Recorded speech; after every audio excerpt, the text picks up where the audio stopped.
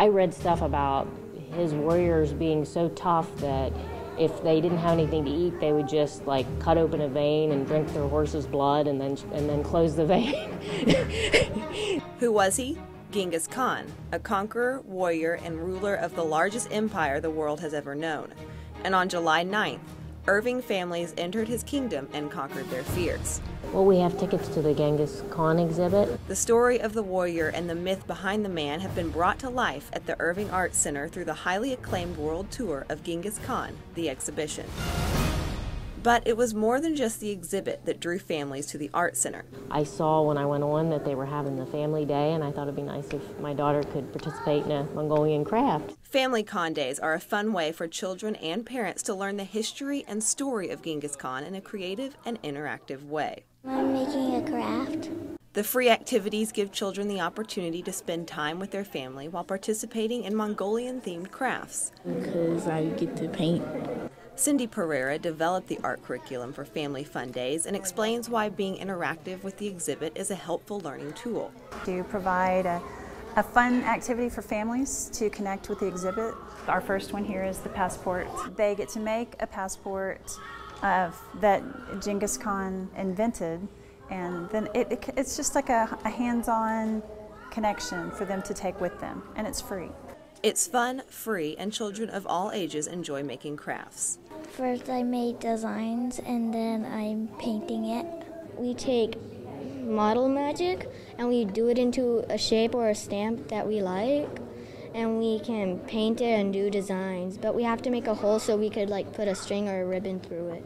He was a conqueror, a warrior, and feared by everyone, but it's events like these that help families learn what Genghis Khan contributed to things in our everyday life. The Mongolians and Genghis Khan and Kublai Khan, people know them for the violence. They also left us with like a legacy as the passports. There's the postal system. I mean, they left us with a lot of things. They invented pants, you know, things like that. And when we can do things with the kids in this setting, it just adds a new dimension to the whole Mongolian people and what they have contributed to our world. But the educational aspect spreads even farther than that. Parents play an active role in teaching their children, and for them it provides another avenue for learning.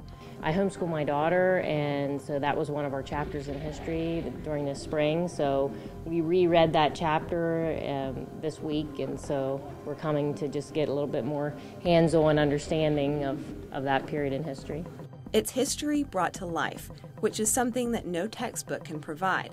And creating something from the past in the form of an art activity gives children more of an education and greater understanding of what they learn in the classroom. When they can create, it's a visual that they will remember and make those connections. That if you see something and create it, then you'll remember it a lot better than if you just read it, see it somewhere. They're able to see other things other than history books, and they're able to see, you know, actual stuff from them and more information about it. With the many benefits, enthusiasm for continuing events like these is high.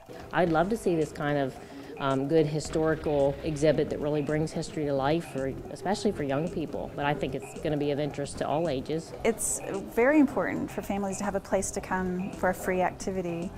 They always love to create something. The Irving Arts Center will be holding 3 more Family Khan Days on August 13th and September 10th and 24th. For CitySource, I'm Rebecca Combs.